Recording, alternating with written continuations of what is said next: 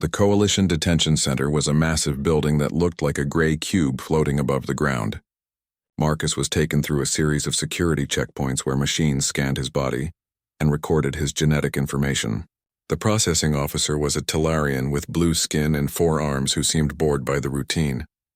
She asked Marcus basic questions about his health and whether he had any allergies. She told him to remove his clothes and put on a standard detention uniform, which was a simple orange jumpsuit made from rough fabric. Everything he owned was taken away and placed in a storage locker. His briefcase, his clothes, his identification, and most importantly his neural implant interface device were all cataloged and sealed. But they could not take the recordings that were already stored in his implant. Those were protected by coalition privacy laws and could only be accessed by Marcus himself or by court order. Marcus was placed in a holding cell with 5 other inmates. 3 were humans who looked tired and defeated. 1 was a Kryn with rocky skin who sat in the corner and said nothing. The last was a young Talarian who kept crying softly. The cell was small, maybe 4 meters by 4 meters, with metal benches along the walls and a toilet in one corner that offered no privacy. The lighting was harsh and never turned off completely. Marcus sat down on an empty section of bench and closed his eyes. He needed to think clearly about his situation. The charges against him were serious. Possession of a banned weapon was one of the worst crimes in coalition law. The coalition had strict rules about weapons because many species had fought terrible wars before joining together. Weapons like the one Krell had planted could kill dozens of people in seconds. The mandatory sentence was 15 years of hard labor in a mining colony on a distant moon. There was almost no chance of getting the sentence reduced. The coalition courts believed that harsh punishment would prevent others from committing similar crimes. One of the human inmates, an older man with gray hair and tired eyes, looked at Marcus and shook his head. He said that Marcus looked too young to be facing such serious charges. He asked what Marcus had done. Marcus explained that he had not done anything and that the weapon had been planted by the arresting officer. The older man laughed, but there was no humor in the sound. He said that everyone in the cell claimed to be innocent, but the courts never believed them. He said that humans had no real power in coalition justice. The judges were mostly aliens who had been practicing law for hundreds of years. They thought humans were primitive and dishonest. The public defenders were overworked and underpaid. Most human defendants ended up pleading guilty just to get a reduced sentence. Marcus listened to this and said nothing. He knew the man was right about how the system treated humans, but the man did not know that Marcus had spent years learning how to beat that system. Marcus had studied every legal loophole and every procedural rule. He had read thousands of court decisions. He knew more about coalition law than most of the judges who would hear his case. But he could not explain this to the other inmates because it would sound like empty boasting. So he just nodded and thanked the man for the information. Several hours passed. The inmates talked quietly among themselves about their cases and their families. The young Talarian eventually stopped crying and fell asleep. The Kryn never moved from his corner. Marcus used the time to replay everything in his mind. He thought about every detail of the arrest. He thought about Krell's body camera turning off for 3 seconds. He thought about the weapon appearing in his pocket. He thought about Krell's hostile attitude and obvious prejudice against humans. Each detail was a piece of evidence that he would need later. A guard arrived at the cell and called Marcus's name. She said he had a visitor from the public defender's office. Marcus was taken to a small room with a table and 2 chairs. The walls were the same dull gray as everything else in the detention center. After a few minutes, a young Talarian male entered the room. He looked exhausted and carried a data pad that was overflowing with case files. He introduced himself as Ven and said he had been assigned to represent Marcus. Ven sat down and activated his data pad. He pulled up Marcus's case file and read through it quickly. He asked Marcus to explain what happened. Marcus gave him a brief summary of the arrest and mentioned that he had neural implant recordings of the entire incident. Ven looked up with surprise. He asked if the recordings showed the weapon being planted. Marcus said they did not show it directly because Krell had turned off his body camera. But the recordings showed everything else, including Krell's hostile behavior and the suspicious gap in the official record. Ven sighed and put down his data pad. He looked at Marcus with genuine sympathy. He said that neural implant recordings were admissible as evidence, but they could be challenged as fake or edited. The prosecution would bring in experts who would claim the recording had been altered. The judges usually believed the prosecution's experts because they were paid more and had better credentials.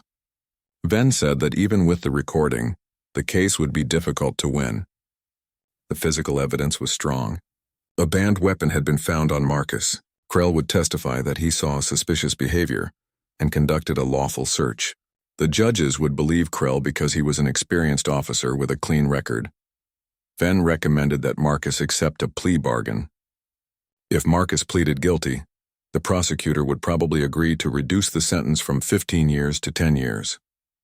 It was still a long time, but it was better than fighting and losing. Venn said that he had handled dozens of cases like this and the outcome was always the same. Humans who fought the charges ended up with maximum sentences. Humans who accepted plea bargains at least got something in return. Marcus listened carefully to everything Venn said. He appreciated that Venn was being honest and trying to help. But Marcus had no intention of pleading guilty to a crime he did not commit. He looked at Venn and thanked him for his advice. Then he said that he would be representing himself. Venn's eyes went wide with shock. He said that was a terrible idea. The coalition legal system was incredibly complex. There were thousands of procedures and rules that had to be followed exactly.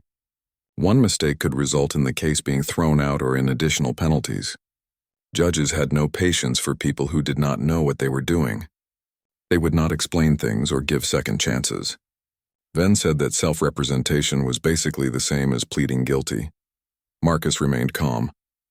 He said that he understood the risks but had made his decision.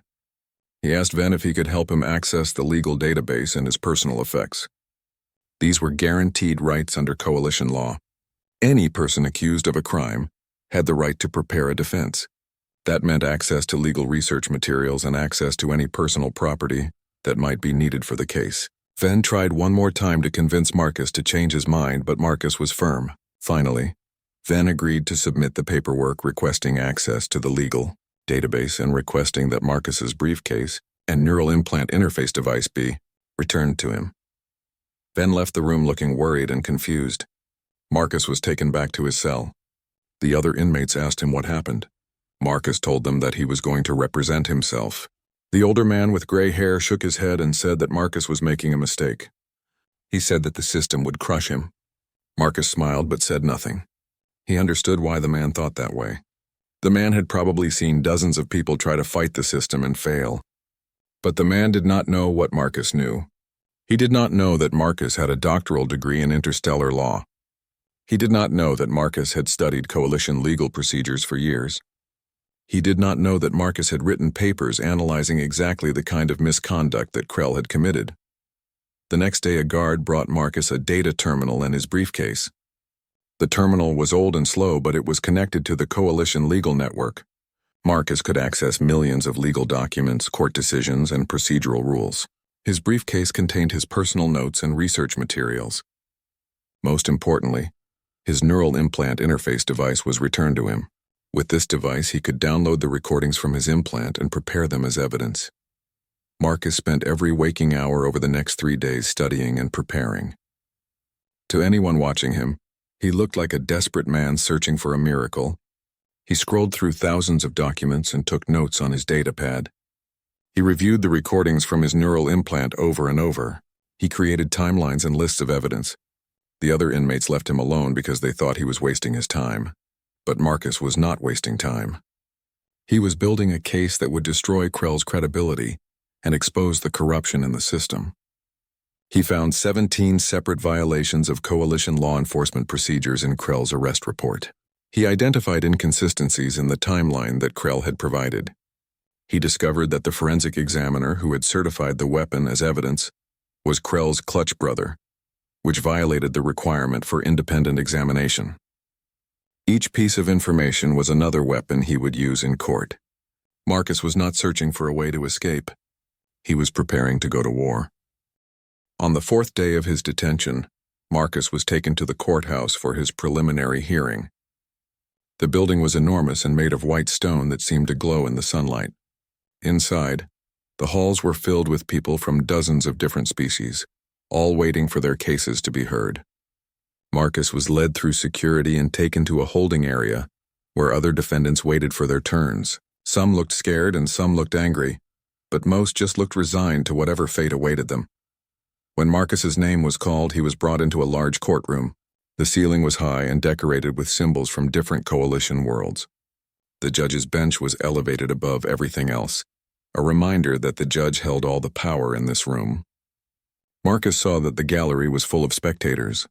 Most were humans who had heard about the case and came to watch. A few were alien lawyers who seemed curious about why a human would dare to represent himself. At the prosecutor's table sat Advocate Torvin, a Zenthari with dark green scales and cold eyes. He looked confident and bored at the same time. The judge entered through a side door and everyone stood.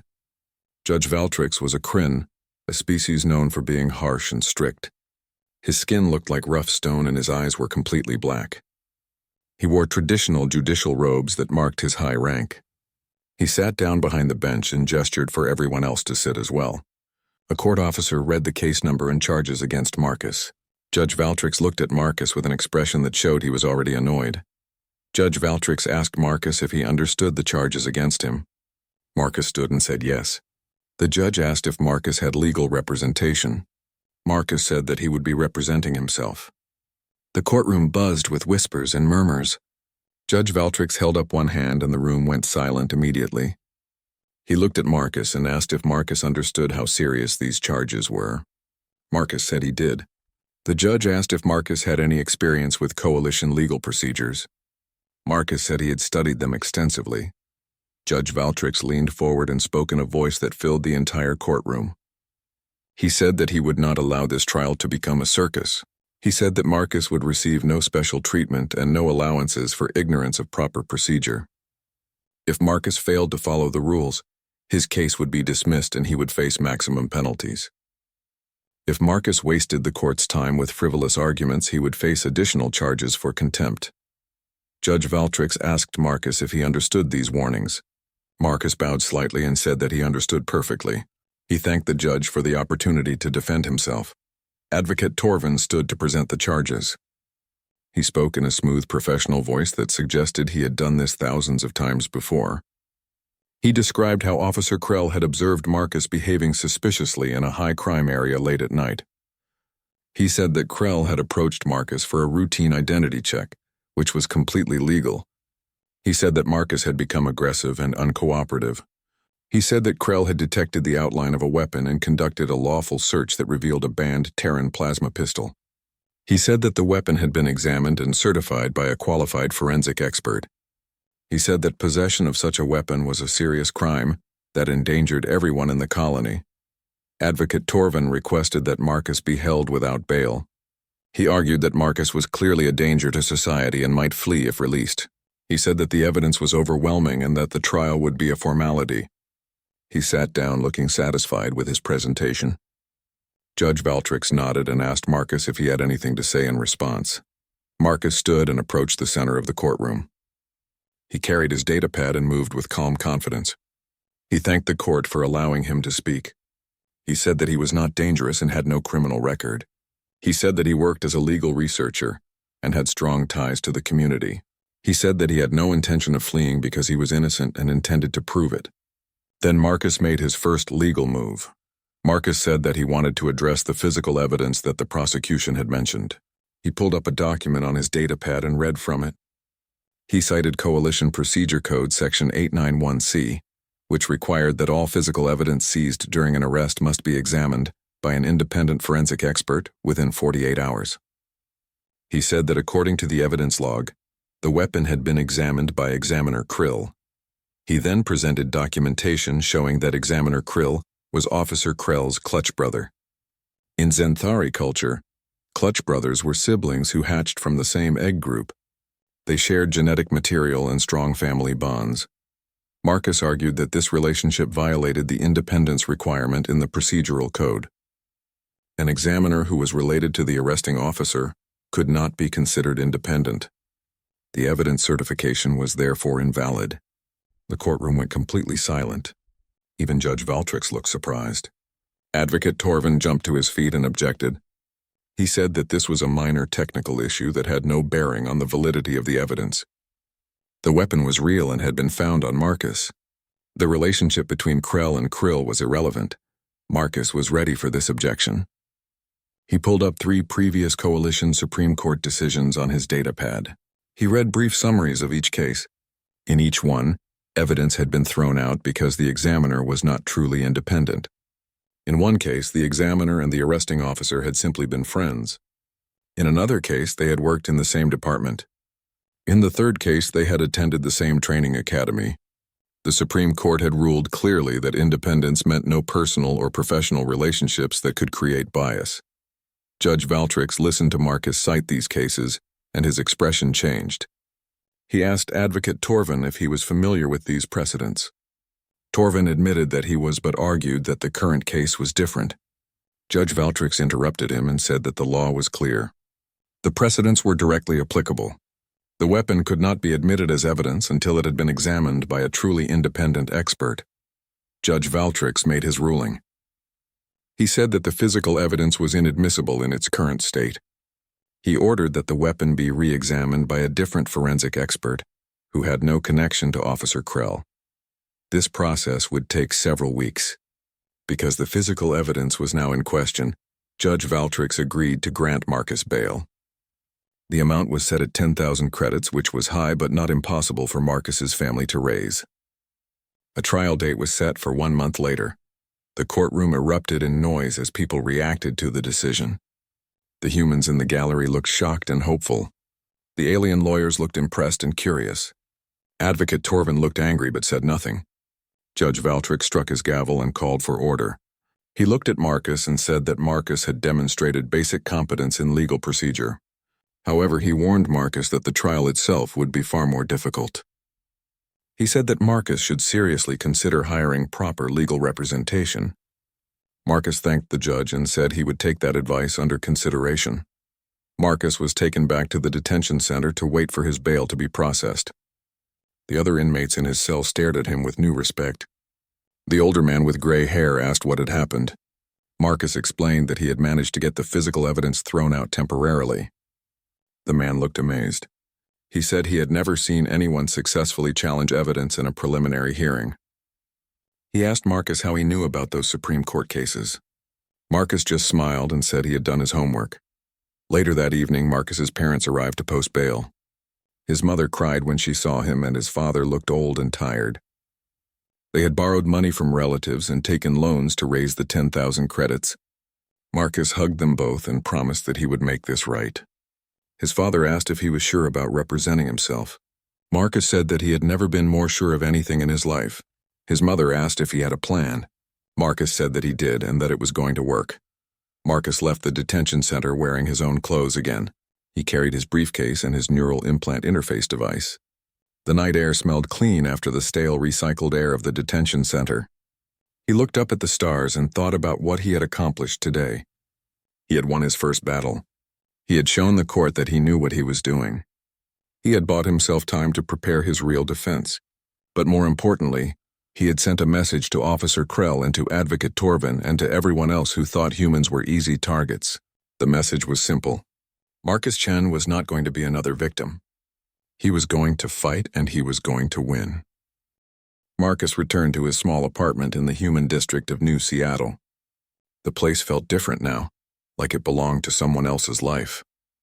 Everything looked the same, but nothing felt familiar. His books were still on the shelves and his research papers were still scattered on his desk. But Marcus knew that his old life was over. Whether he won or lost this case, he would never be the same person who had walked home from the library that night. He made himself a cup of tea and sat at his desk. He had 1 month to prepare for trial, and he could not waste a single day. The first thing Marcus did was investigate Officer Krell more thoroughly. He accessed public records through the Coalition Legal Network and started building a profile. Krell had been a law enforcement officer for 12 years. His record showed numerous commendations and awards for outstanding service. He had been promoted 3 times and was considered one of the best officers in his precinct. On paper, Krell looked like a model police officer, but Marcus knew that official records did not always tell the whole truth. Marcus dug deeper. He found arrest records for every person Krell had arrested over the past 3 years. The pattern was striking. Krell had arrested 63 people during that time period. 17 of them were humans. This was unusual because humans made up only 8% of the colony's population. If arrests were random, Krell should have arrested about 5 humans, not 17. The statistical difference was too large to be coincidence. Krell was specifically targeting humans. Marcus looked at what happened to those 17 humans after their arrests. All 17 had been convicted or had accepted plea bargains. Not a single one had been found innocent. The charges varied from drug possession to weapons violations to assault. But in every case, the evidence had seemed strong and the defendants had no way to fight back. Most had used public defenders who were too busy to investigate properly. None of them had the resources or knowledge to challenge the system. Marcus managed to contact 3 of Krell's previous victims who were still accessible. One was a woman named Lisa, who had been arrested for possession of illegal drugs. She told Marcus that Krell had stopped her while she was walking home from work. He claimed she was acting suspiciously and searched her bag. He found a small packet of drugs that she swore was not hers. She took a plea bargain and served 6 months in detention. Another was a man named Carlos who had been arrested for assault.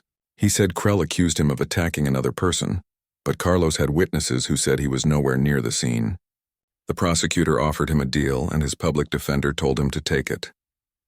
He spent a year in a labor camp. The third person was a young man named Paul who had been arrested for weapons possession, just like Marcus. Paul described an arrest that was almost identical to what Marcus had experienced. Krell stopped him without cause, became aggressive, and then suddenly found a weapon. Paul's public defender told him the case was hopeless and he should plead guilty. Paul refused at first but eventually gave in after spending 3 months in detention waiting for trial. He was now serving 8 years in a mining colony. Marcus recorded all of these conversations with permission. He documented the similarities between the cases. He built a timeline showing that Krell's arrests of humans had increased significantly over the past 2 years. Each piece of evidence added to the picture Marcus was creating. This was not about one bad arrest. This was about a pattern of systematic abuse and corruption. Next, Marcus focused on the technical evidence. He downloaded the recordings from his neural implant and studied them frame by frame. The quality was excellent because neural implants recorded everything from the user's perspective, including audio, visual, and environmental data. The recording showed clearly that Marcus had been calm and polite throughout the arrest.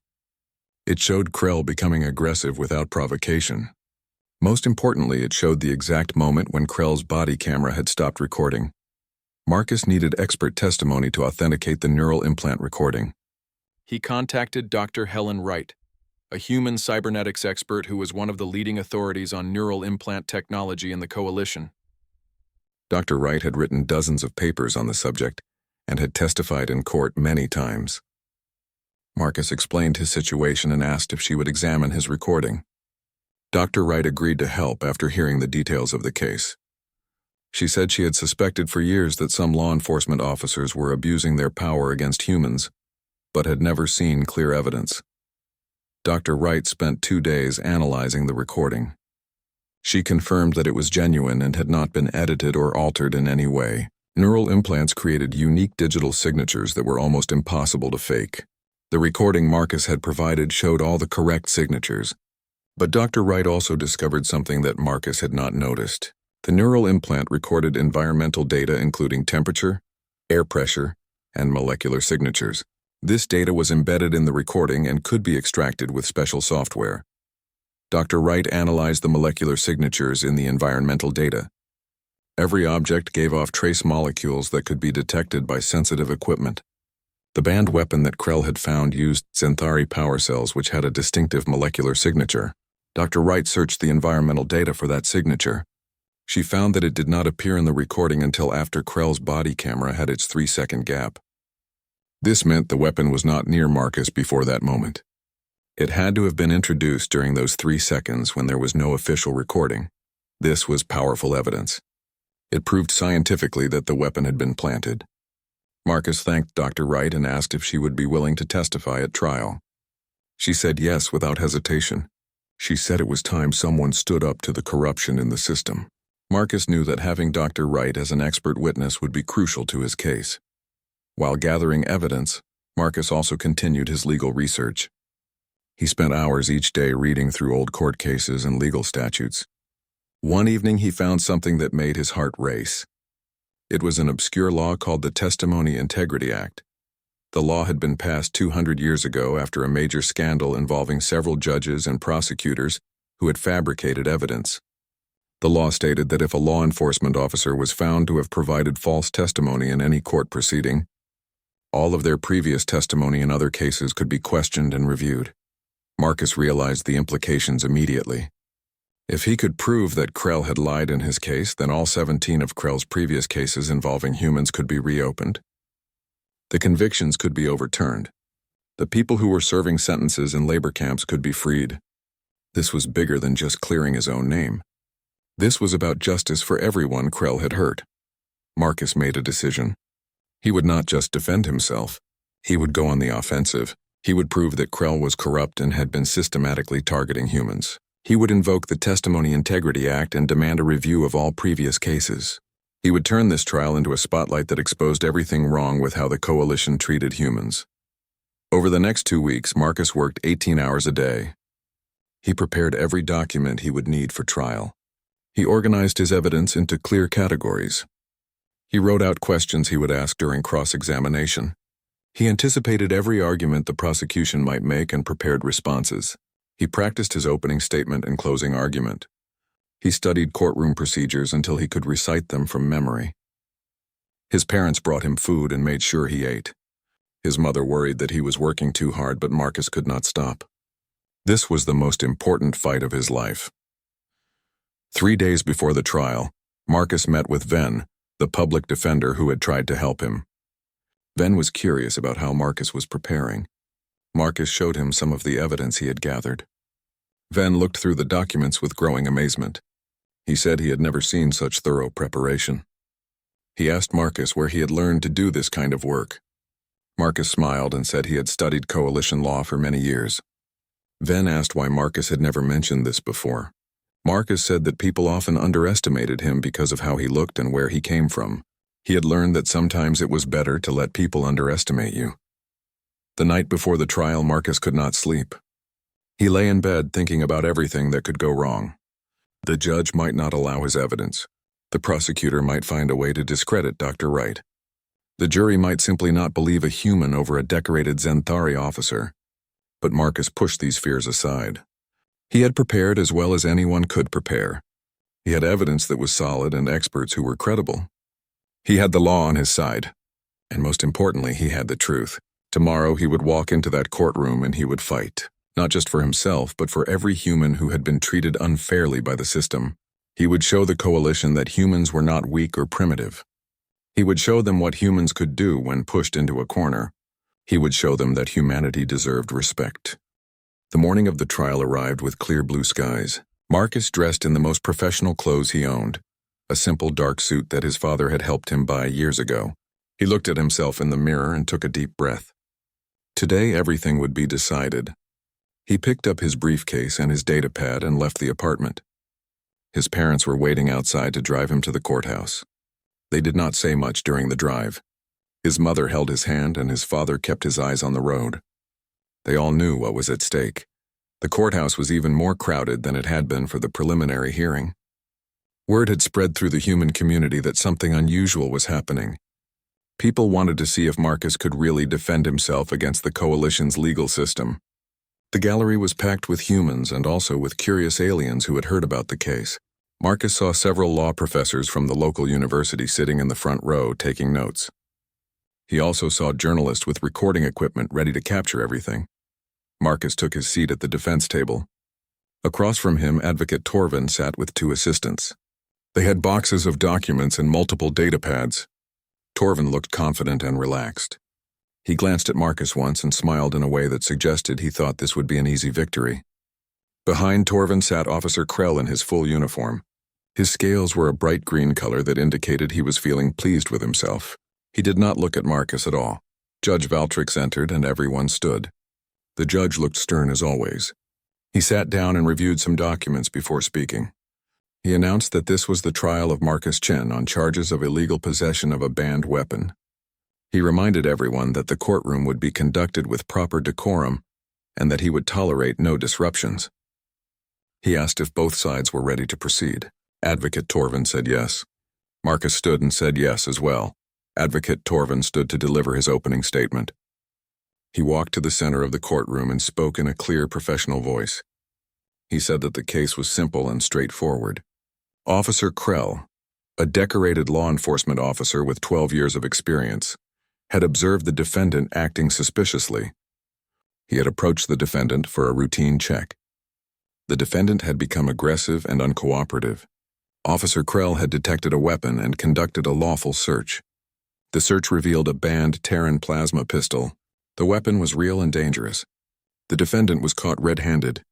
Advocate Torvin said that the evidence would prove beyond any doubt that Marcus was guilty. He sat down looking satisfied. Marcus stood for his opening statement. He walked slowly to the center of the courtroom, carrying his datapad. He looked at Judge Valtrix and then at the people in the gallery. He began speaking in a calm, measured voice. He thanked the court for the opportunity to present his defense. He acknowledged that the charges were serious. Then he said something that made the entire courtroom go silent. He said that by the end of this trial, the court would see clearly that Officer Krell had committed multiple crimes. He said that Krell had planted evidence, filed false reports, and violated coalition law. He said that the real criminal was not standing at the defense table. Judge Valtrix interrupted and warned Marcus that making such accusations without evidence could result in additional charges. Marcus looked directly at the judge and said calmly that he had substantial evidence to support every claim he would make. He said that the evidence would show not just reasonable doubt, but absolute proof of his innocence. He returned to his seat. The courtroom buzzed with excited whispers. Advocate Torvin looked annoyed but not worried. Officer Krell's scales had turned a darker shade of green. Advocate Torvin called Officer Krell as his first witness. Krell walked to the witness stand with confidence. He placed his hand on a truth verification device and swore to tell the truth. The device was standard in coalition courts. It measured physiological responses and could detect when someone was lying, though it was not perfect. Krell sat down and looked at Advocate Torvin with a relaxed expression. Advocate Torvin asked Krell to describe what happened on the night of the arrest. Krell spoke clearly and with authority. He said he had been on patrol in a high-crime area when he observed Marcus walking alone. He said Marcus was moving in a manner that suggested he was trying to avoid being seen. He said Marcus kept looking around nervously and touching his coat pocket. Krell said that based on his 12 years of experience, he recognized this as suspicious behavior consistent with someone carrying contraband. Krell continued his testimony. He said he had approached Marcus and identified himself as a law enforcement officer. He said he had asked Marcus for identification, and Marcus had become hostile and aggressive. He said Marcus had refused to cooperate and had tried to walk away. Krell said that he detected the outline of a weapon in Marcus's coat pocket. Fearing for his safety and the safety of others, he had conducted a search. The search revealed a banned Terran plasma pistol hidden in Marcus's right coat pocket. Krell said he immediately arrested Marcus for illegal weapons possession. Advocate Torvin asked Krell if he had any doubt that the weapon belonged to Marcus. Krell said no, there was no doubt. The weapon was in Marcus's possession and Marcus had been acting suspiciously. Advocate Torvin asked Krell if he had followed proper procedures during the arrest. Krell said yes, he had followed every procedure exactly as trained. Advocate Torvin finished his questions and sat down. Judge Valtrix asked Marcus if he wanted to cross-examine the witness. Marcus stood and said yes. Marcus approached the witness stand slowly. He carried his datapad and looked at Krell with calm eyes. He began with simple questions. He asked Krell to confirm the date and time of the arrest. Krell answered easily. Marcus asked about the weather that night. Krell said it had been raining lightly. Marcus asked about the lighting conditions in the area. Krell said the streetlights were functioning. These questions seemed harmless and Krell answered them without concern. Then Marcus asked Krell to describe exactly what Marcus had been wearing. Krell said Marcus was wearing a dark, heavy coat with large pockets. Marcus pulled up a photograph on his datapad and showed it to the court. The photograph showed Marcus's coat taken during processing. The coat was light gray, not dark. The pockets were small and designed for data cards, not weapons. Krell's scales flickered slightly. He said he must have misremembered the color because of the dim lighting. Marcus asked Krell about his body camera. All coalition law enforcement officers were required to wear functioning body cameras during all interactions with citizens. Krell confirmed that his camera had been active during the arrest. Marcus requested that the body camera footage be played for the court. A screen was set up and the footage began playing. Everyone watched as Krell approached Marcus on the street. The interaction was visible and the audio was clear. Then suddenly the footage went dark for exactly 3 seconds. When it came back, Krell was placing restraints on Marcus and announcing he had found a weapon. Marcus paused the footage at the moment it went dark. He asked Krell to explain the gap in the recording. Krell said it was a technical malfunction that sometimes happened with the equipment. Marcus asked if Krell had reported this malfunction to his supervisors. Krell hesitated for a moment before saying no. He had not reported it because the gap was so brief. Marcus pulled up a document on his datapad. He read from Coalition Law Enforcement Standard 342D, which required all equipment malfunctions to be reported immediately, regardless of duration. The penalty for failing to report was disciplinary action. Krell's scales were now a darker green and he was starting to look uncomfortable. He said that he forgot to file the report because he was focused on processing the arrest. Marcus nodded and made a note on his datapad. He moved to his next line of questions. He asked Krell about his training in detecting concealed weapons. Krell described years of specialized training. Marcus asked him to estimate the weight of the weapon that had been found. Krell provided a number. Marcus walked to the evidence table and picked up the sealed container holding the weapon. He brought it to Krell and asked him to hold it and confirm whether his estimate was correct. Krell took the container and his expression changed immediately. The weapon was significantly heavier than he had estimated. Marcus asked if an officer with years of training would normally be so wrong about the weight of a weapon he had allegedly detected through clothing. Krell said that weight was difficult to judge through fabric. Marcus let that answer stand without comment and moved to his crucial question. Marcus asked Krell to describe in precise detail how he had conducted the search. Krell said he had reached into Marcus's coat and retrieved the weapon. Marcus asked which pocket. Krell said the right pocket. Marcus asked him to confirm that it was definitely the right pocket and not the left. Krell confirmed it was the right pocket. Marcus asked the court recorder to note this testimony for the record. He then asked Krell if he was certain about this detail. Krell said yes, he was absolutely certain. Marcus thanked him and said he had no more questions at this time. He returned to his seat. The courtroom was filled with tension. People could sense that something important had just happened, but they were not sure what. After the recess, Judge Valtrix called the court back to order. Marcus stood and announced that he would like to call his first witness. He called Dr. Helen Wright to the stand. Dr. Wright entered the courtroom wearing professional attire and carrying a data case. She was a human woman in her 50s with gray hair and intelligent eyes. She took the oath and sat down in the witness stand. Marcus asked her to state her credentials for the court. Dr. Wright explained that she had a doctorate in cybernetics and had specialized in neural implant technology for over 25 years. She had published 73 papers on the subject and had testified as an expert witness in 42 previous cases. She was recognized throughout the coalition as one of the leading authorities on neural implant systems. Marcus asked Dr. Wright if she had examined the neural implant recording from his arrest. She said yes. She had spent several days analyzing it thoroughly. Marcus asked if the recording was authentic. Dr. Wright explained that neural implants created unique digital signatures that were almost impossible to forge. She had verified all of these signatures and confirmed that the recording was genuine and had not been edited or altered in any way. Advocate Torvin objected and said that neural recordings could be faked with advanced technology. Dr. Wright responded calmly that while theoretically possible, such fakery would leave detectable traces. She had found no such traces. The recording was authentic. Marcus then asked Dr. Wright to explain what environmental data was recorded by neural implants. Dr. Wright said that modern implants recorded not just audio and video, but also environmental information including temperature, air pressure, humidity, and molecular signatures. This data was embedded in the recording and could be extracted with specialized software.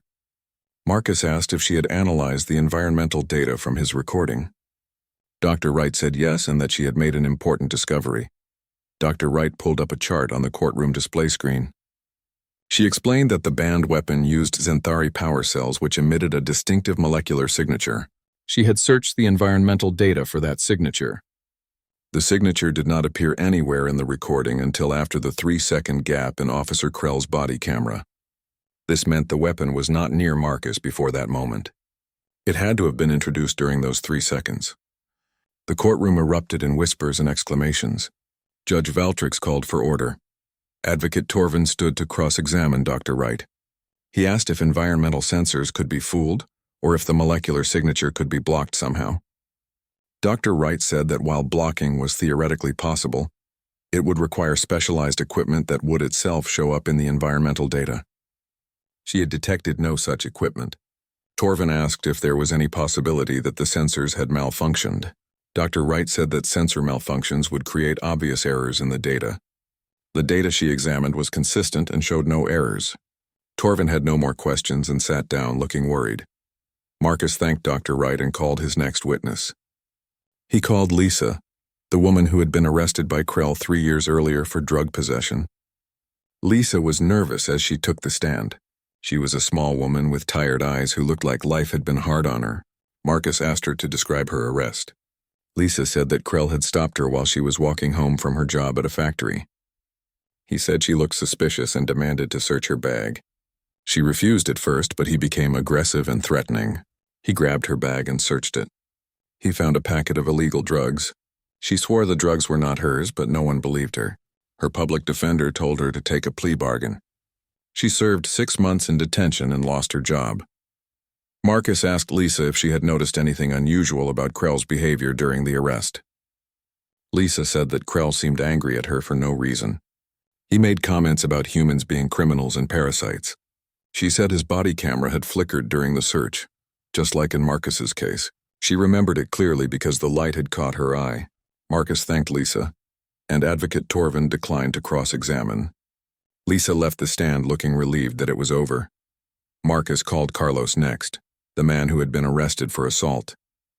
Carlos described an arrest that was similar to Lisa's experience. Krell had stopped him without cause and accused him of attacking someone. Carlos had witnesses who could prove he was not at the scene, but those witnesses were never called to testify. Krell became hostile when Carlos questioned him. Carlos took a plea bargain on his lawyer's advice and served a year in a labor camp. Then Marcus called Paul, the young man who had been arrested for weapons possession.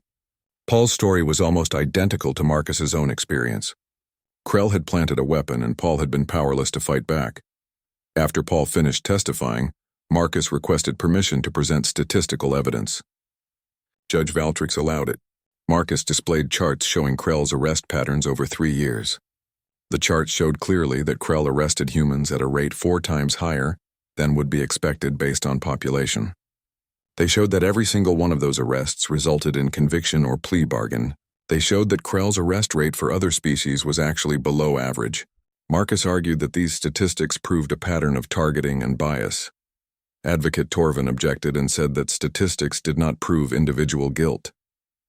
Judge Valtrix said that while the statistics alone were not conclusive, they were relevant when combined with the other evidence. The objection was noted, but the evidence would be considered. Marcus then announced that he wanted to recall Officer Krell to the stand. Krell returned, looking much less confident than before. His scales were now a dark, muddy color. Marcus stood in front of Krell and pulled out his data pad. He asked Krell if he remembered testifying earlier that he found the weapon in Marcus's right coat pocket. Krell said yes. Marcus asked if Krell was certain about this detail. Krell said he was certain. Marcus then requested permission to play his neural implant recording. Judge Valtrix granted permission, and the courtroom screens displayed Marcus's perspective of the arrest. Everyone watched as the recording showed exactly what had happened. The recording showed Krell approaching Marcus without cause. It showed Marcus being polite and calm. It showed Krell becoming aggressive. Most importantly, it showed the 3 seconds when Krell's body camera went dark. During those 3 seconds, the neural implant recording continued. It showed Krell's hand moving toward Marcus's left coat pocket, not the right. The courtroom gasped. Krell had testified under oath that the weapon was in the right pocket, but the recording showed him reaching into the left pocket. Marcus paused the recording. He asked Krell to explain this contradiction. Krell stammered that he must have been confused about which pocket. Marcus pointed out that Krell had been asked multiple times to confirm the right pocket, and had been certain each time. Krell said that left and right could be confusing in stressful situations. Marcus asked if testifying in court was a stressful situation for an experienced officer. Krell did not answer. Marcus then asked Krell about the environmental data that showed the weapon's molecular signature appearing only after the body camera gap. Krell said he did not know anything about molecular signatures. Marcus asked if Krell was calling Dr. Wright a liar. Krell said no, but maybe her equipment was wrong. Marcus asked if Krell had any evidence that Dr. Wright's analysis was incorrect. Krell said no. Marcus shifted to questions about the previous arrests. He asked Krell why his body camera had malfunctioned during multiple arrests. Krell said that equipment failures happen sometimes. Marcus asked why all of these failures seemed to occur during arrests of humans. Krell said it was coincidence. Marcus asked why Krell had never reported any of these malfunctions as required by regulations. Krell had no good answer. Marcus asked Krell about his comments to Lisa regarding humans being criminals and parasites. Krell denied making such comments. Marcus asked if Lisa was lying. Krell said she must be mistaken. Marcus asked about the statistical pattern showing that Krell arrested humans at 4 times the expected rate. Krell said that humans committed more crimes. Marcus asked if Krell had any data to support that claim. Krell said it was common knowledge. Marcus asked if common knowledge was the same as evidence. Krell's scales had turned almost black with stress. Finally, Marcus asked Krell one simple question. He asked if Krell had planted the weapon in Marcus's pocket. Krell's voice rose in anger as he said no. He said humans like Marcus were always making false accusations. He said humans were troublemakers who did not respect authority. He said that his methods might not be perfect, but they were necessary to keep the colony safe from human criminals. The courtroom went completely silent. Marcus let those words hang in the air. He did not need to say anything else. Krell had just admitted on the record that he believed all humans were criminals. He had admitted that his methods were not perfect. He had revealed his deep prejudice for everyone to see. Marcus quietly said he had no further questions. He walked back to his table and sat down. Krell remained on the witness stand looking like he had just realized what he had done. His scales were now a pale gray color that indicated fear. When the trial resumed for closing arguments, the atmosphere in the courtroom had changed completely. The confident energy that Advocate Torvin had shown at the beginning was gone. He stood slowly and walked to the center of the courtroom. He looked tired and his voice lacked its earlier conviction. He told the court that regardless of any procedural issues or questions about Officer Krell's conduct, a banned weapon had been found. The law was clear that possession of such weapons was illegal. He argued that even if there were doubts about how the weapon came to be in Marcus's possession, the physical fact remained that it was found during a lawful arrest. He said that the court must focus on the evidence and the law, not on emotional appeals or conspiracy theories. He sat down without the usual flourish that prosecutors use to end their arguments. Marcus stood and walked to the center of the courtroom. He looked at Judge Valtrix and then at the people in the gallery. He began speaking in a clear, steady voice. He thanked the court for the opportunity to present his defense and for considering all of the evidence fairly. He said that this case was about more than just one arrest or one banned weapon. It was about truth and justice and the fundamental principles that the coalition claimed to uphold. Marcus walked through the evidence systematically. He reminded the court that Officer Krell had testified the weapon was in his right pocket, but the neural implant recording showed Krell reaching into his left pocket. He reminded the court that the environmental data proved the weapon was not present until after the body camera gap. He reminded the court that 3 other victims had described nearly identical arrests with similar body camera malfunctions. He reminded the court of the statistical pattern showing Krell targeted humans at 4 times the expected rate. Marcus said that in criminal cases, the prosecution must prove guilt beyond reasonable doubt. He asked the court if there was any reasonable doubt in this case. He argued that the evidence showed not just reasonable doubt, but absolute certainty of innocence. The weapon had been planted. The arrest had been based on prejudice, not probable cause. The official report contained lies. Marcus said that accepting the prosecution's argument would mean ignoring science, ignoring logic, and ignoring justice. Then Marcus did something that surprised everyone. He pulled out a document and announced that he was formally invoking the Testimony Integrity Act. He explained that this law, passed 200 years ago, stated that when a law enforcement officer was found to have provided false testimony, all of their previous testimony could be questioned. Marcus requested that the court order a complete review of all 17 previous cases where Officer Krell had provided testimony that, resulted in convictions of human defendants. The courtroom erupted in shocked voices. Judge Valtrix struck his gavel multiple times to restore order. Advocate Torvin jumped to his feet and objected. He said that other cases were not relevant to this trial. Marcus calmly responded that the Testimony Integrity Act specifically allowed such requests when perjury was proven. He said the pattern of false arrests and planted evidence was clear. Justice demanded that all of Krell's victims be given a chance to have their cases reviewed. Judge Valtrix looked at Marcus with an expression that was hard to read. He said that he would take the request under advisement and rule on it along with the verdict. He asked if there was anything else. Marcus said yes. He said that he wanted the court to understand what this case represented. He said it was not just about him or about Officer Krell. It was about whether the coalition legal system would live up to its principles. It was about whether justice applied equally to all species or only to those with power and privilege. Marcus spoke with emotion now, letting his voice show the passion he had kept controlled throughout the trial. He said that humans joined the coalition believing in its ideals of equality and fairness, but many humans had learned that those ideals were not always reality. They had learned that their voices carried less weight than alien voices. They had learned that their rights could be violated without consequence. He said that this trial was a test of whether the coalition meant what it said about justice for all.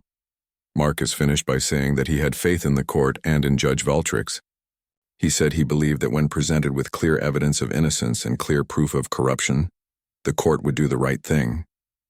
He thanked the judge again and returned to his seat.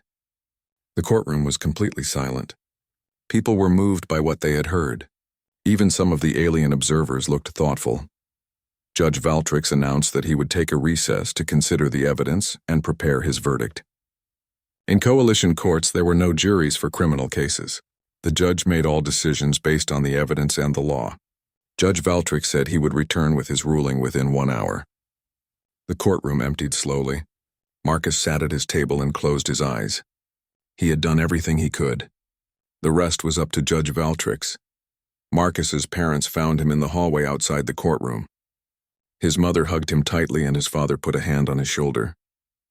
They told him they were proud of him no matter what happened. Other humans from the gallery came up to thank him for fighting. Some were crying. They said that even if he lost, he had shown that humans could stand up to the system. One old woman said that Marcus had given her hope for the first time in years. Then the public defender also approached Marcus. He looked amazed and impressed. He said he had never seen anyone conduct a defense like that. He asked Marcus again where he had learned to practice law. Marcus smiled and finally revealed the truth. He said he had a doctorate in interstellar law from the Terran Academy. He said he had specialized in coalition legal systems and civil rights. He said he had spent years preparing for exactly this kind of case. Ben's eyes went wide. He said that Marcus could be working for any major law firm in the coalition. He asked why Marcus had never mentioned his credentials.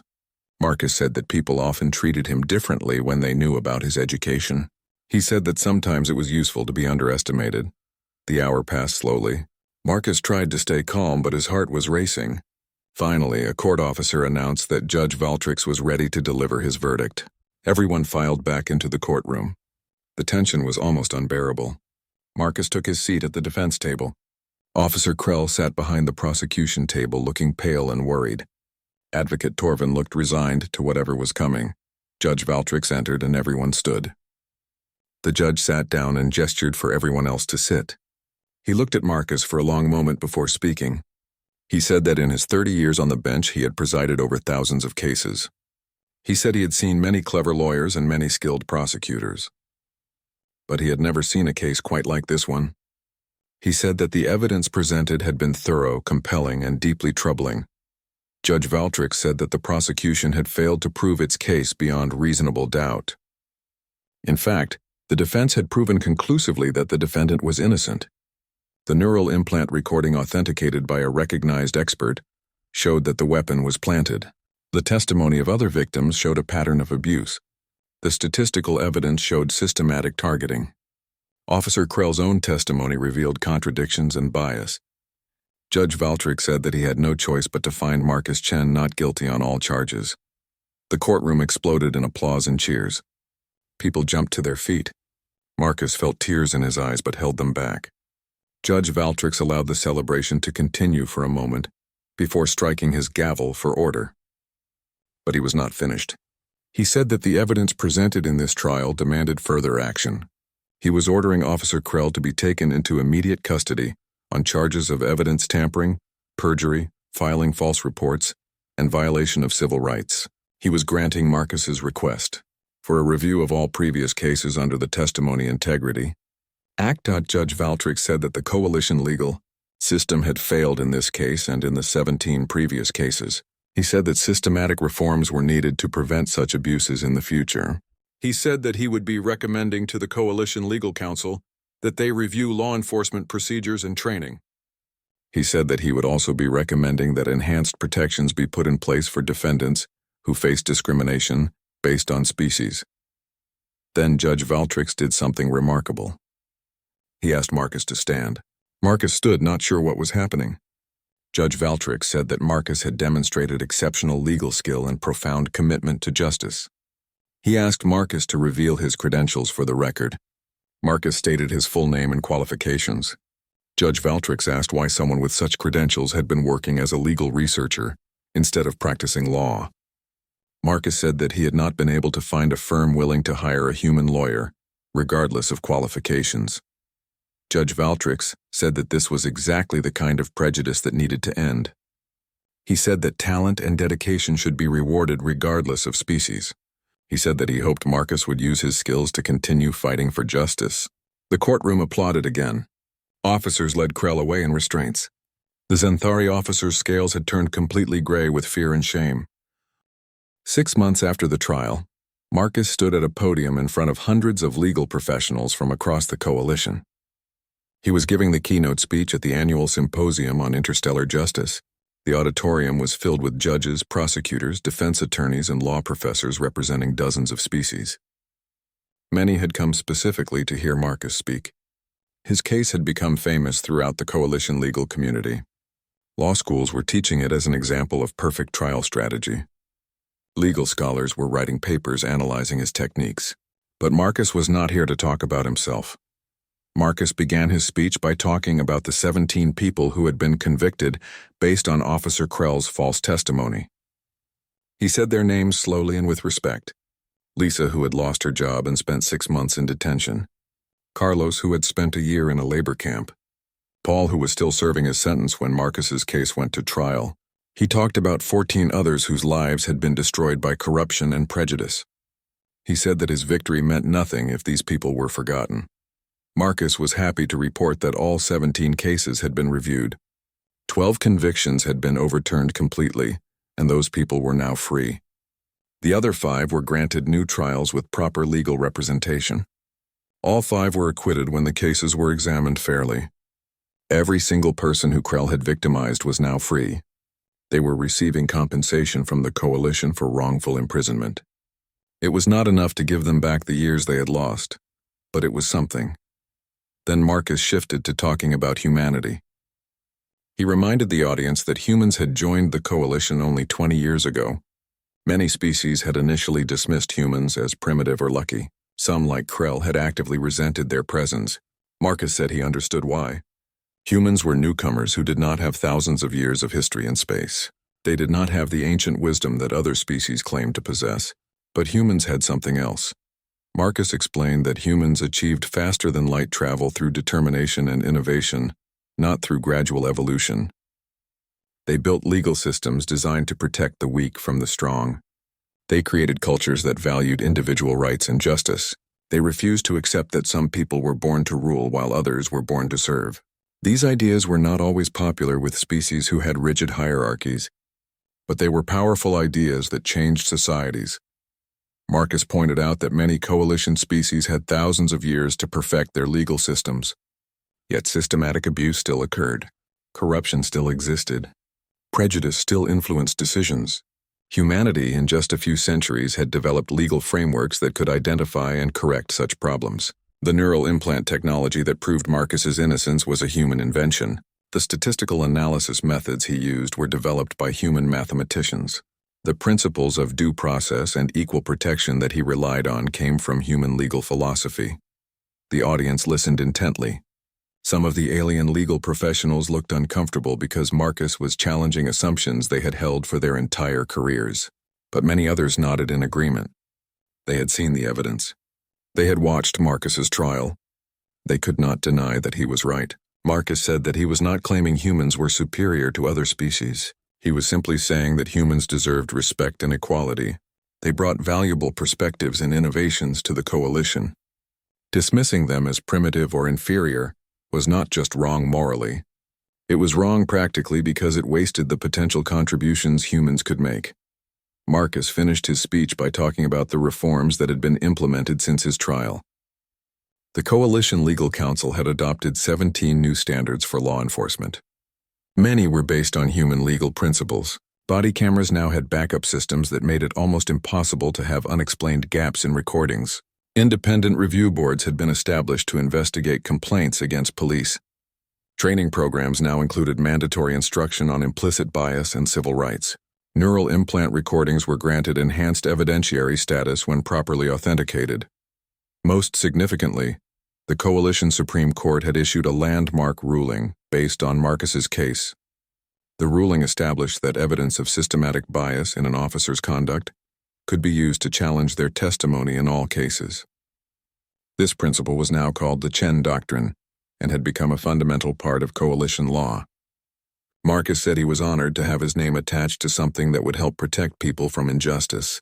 The audience gave him a standing ovation that lasted several minutes. After his speech, Marcus was approached by several important figures. A representative from the Coalition Supreme Court offered him a position as an associate justice. It was an incredible honor. He would be the first human ever to serve on the Coalition's highest court. Marcus thanked them sincerely but declined. He explained that he had already accepted a different position that he believed was more important. Marcus had helped establish the Coalition Civil Rights Legal Foundation.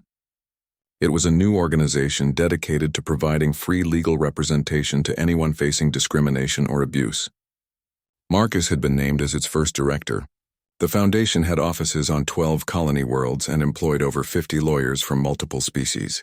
But Marcus made sure to recruit and train talented humans who understood the unique challenges their species faced. The foundation handled hundreds of cases each year. Some were simple and some were complex, but every case mattered because every person deserved justice. 2 years after Marcus's trial, Officer Krell was sentenced after being convicted on multiple counts of evidence tampering, perjury, and civil rights violations. He received 20 years in a rehabilitation facility. At his sentencing hearing, the judge quoted extensively from human legal philosophy. The judge talked about due process and equal protection and the presumption of innocence. All of these were concepts that humans had brought to the coalition. The irony was clear. The species that Krell had despised had provided the framework that exposed his crimes and ensured he received a fair trial, even though he had denied fairness to others. Marcus attended Krell's sentencing. He sat in the gallery and watched as Krell was led away to begin his sentence. Krell looked old and defeated. His scales were a permanent dull gray. As the guards took him out of the courtroom, Krell looked at Marcus one last time. Marcus met his eyes calmly. There was no anger or hatred in Marcus's expression. There was just quiet certainty. Justice had been served. Marcus continued his work at the foundation. His office in New Seattle became a symbol of hope for humans and for any species facing discrimination.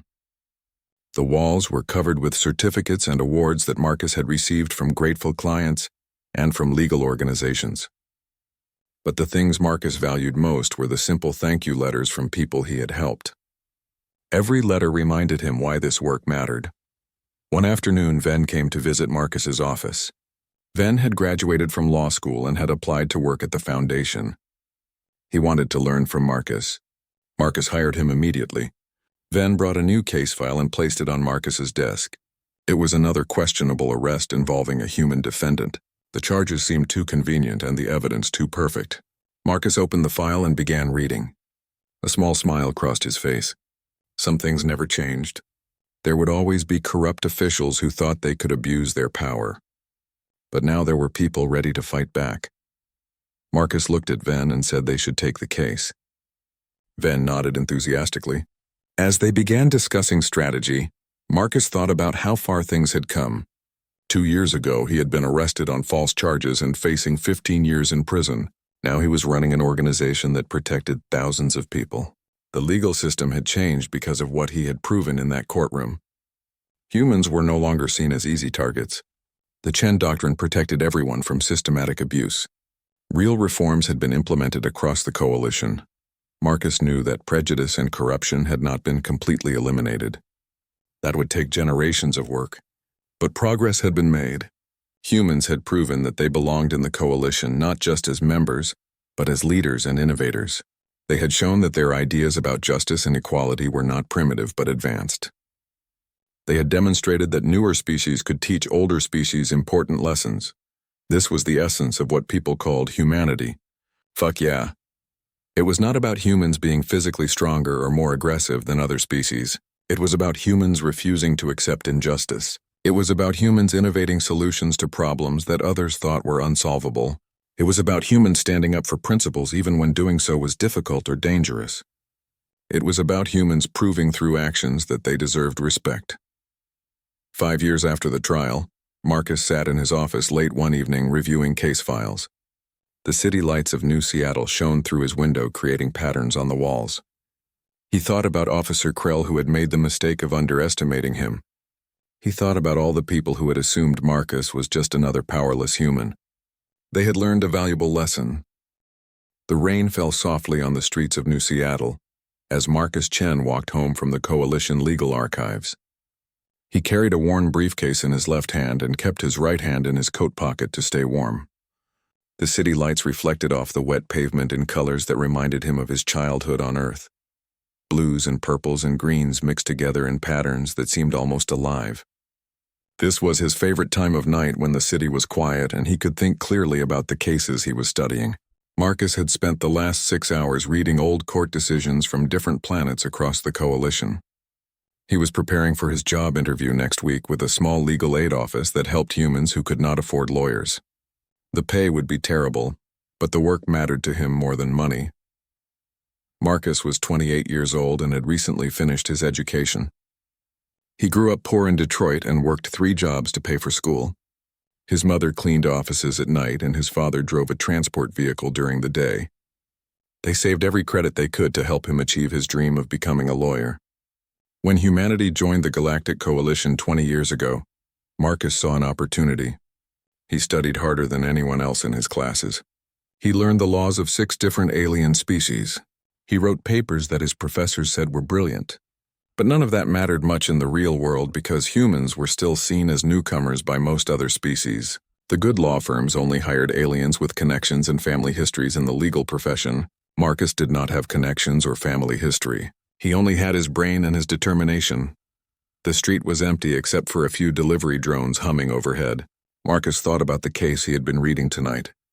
It involved a Xanthari merchant who had been accused of fraud by a human business partner. The human lost the case even though the evidence seemed to support his claims. The Xanthari judge had ruled in favor of the Xanthari merchant. Marcus noticed a pattern in these cases. When humans went up against other species in coalition courts, humans usually lost.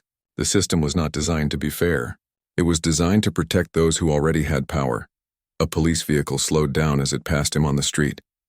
Marcus glanced at it but kept walking. He had done nothing wrong and had every right to be out at this hour. The vehicle stopped about 20 meters ahead of him. The door opened and an officer stepped out. Marcus recognized the species immediately. Xanthari. They were reptilian creatures with scales that shimmered in different colors depending on their mood. This officer's scales were a dull gray, which meant he was either bored or annoyed.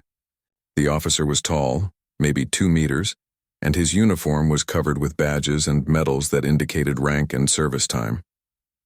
The officer walked toward Marcus with slow, deliberate steps. Marcus stopped walking and waited. He had been taught to always be polite and calm when dealing with law enforcement. His father had given him that advice years ago after hearing stories about humans being mistreated by coalition police. The officer stopped about 2 meters away and looked Marcus up and down with eyes that seemed to evaluate him like he was some kind of suspicious object. The officer spoke in a voice that sounded like gravel grinding together. He said his name was Krell and he needed to see identification. Marcus reached into his pocket slowly and pulled out his identification card. He handed it to Krell and waited. Krell scanned the card with the device on his wrist and then looked at Marcus again. He asked Marcus what he was doing out so late. Marcus explained that he had been studying at the legal archives and was walking home. Krell asked what was in the briefcase. Marcus said it contained legal documents and personal notes. Krell told him to open the briefcase. Marcus felt his heart beat faster, but he kept his voice calm. He asked Krell if he was being detained or if he was free to go. This was a question he had learned in school. Citizens had rights, and one of those rights was to know if they were being detained. Krell's scales shifted to a darker color, which meant he was becoming angry. He said Marcus was being detained for suspicious behavior. Marcus asked what specific behavior was suspicious. Krell did not answer the question. Instead, he demanded again that Marcus open the briefcase. Marcus knew his rights under coalition law. He politely told Krell that he did not consent to a search without a warrant. Krell stepped closer until he was only half a meter away. His breath smelled like sulfur and his eyes were cold. He said that Marcus matched the description of a suspect in a robbery that had occurred earlier that evening. Marcus asked where the robbery had taken place. Krell said it was 3 sectors away in the commercial district. Marcus pointed out that he had been at the legal archives all evening and could provide witnesses and security footage to prove it. Krell ignored this and reached for the briefcase. Marcus pulled the briefcase away and repeated that he did not consent to a search. He also activated his neural implant to begin recording. Every human who could afford one had a neural implant installed. It was a small device in the brain that could record audio and video from the user's perspective. The recordings were admissible as evidence in court if properly authenticated. Marcus had activated his implant the moment Krell had first approached him, because something about this situation felt wrong. Krell's scales turned almost black with rage. He grabbed Marcus by the shoulder and spun him around roughly. He pushed Marcus against the wall of a nearby building and told him to put his hands on the wall. Marcus complied because he did not want the situation to become violent.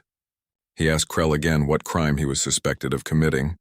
Krell said Marcus was being difficult and uncooperative, which gave him probable cause to search. Marcus felt Krell's hands pat down his coat and pants. The search was rough and seemed designed to intimidate rather than to find anything. Krell reached into Marcus's pockets and pulled out his identification card, a small amount of credits and a data chip containing his research notes. Then Marcus noticed something strange. Krell's body camera, which all coalition police were required to wear, flickered for a moment. The small red light that indicated it was recording went dark for exactly 3 seconds and then came back on. During those 3 seconds, Marcus felt Krell's hand brush against his right coat pocket. Then Krell stepped back and announced in a loud voice that he had found a weapon. He pulled a small metallic device from Marcus's pocket and held it up. Marcus had never seen that device before in his life. It was a banned Terran plasma pistol, the kind that smugglers used. Possession of such a weapon carried a mandatory sentence of 15 years in a labor colony. Marcus's mind raced. He realized immediately what had happened. Krell had planted the weapon during those 3 seconds when his camera was not recording. This was a setup. Marcus said clearly for his neural recording that the weapon was not his, and that he had never seen it before. Krell smiled, showing rows of sharp teeth. He said that all criminals claim innocence. He placed Marcus under arrest for illegal possession of a banned weapon. As Krell placed restraints on Marcus's wrists, Marcus remained calm. He said nothing more because he knew anything he said could be used against him. But in his mind, he was already thinking about what would come next. He had the neural recording of everything that had happened. He knew coalition law better than most lawyers. He understood how to analyze evidence and build arguments. Krell had made a mistake by choosing him as a target. Marcus was not just a random human walking home from the library. He was someone who had spent years studying exactly how to fight against injustice in the legal system. Krell pushed Marcus toward the police vehicle. Other officers had arrived as backup, and they watched with expressions that showed they had seen this before.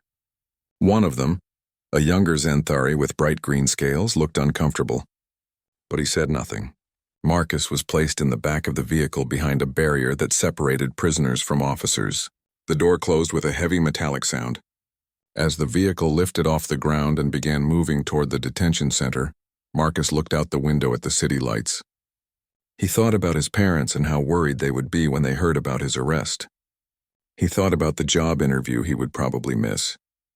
But most of all, he thought about the fact that Krell had just made the biggest mistake of his career. Because Marcus Chen was not going to plead guilty. He was not going to take a deal. He was going to fight this case with everything he had learned and everything he knew. And Krell was going to learn a very important lesson about underestimating humans.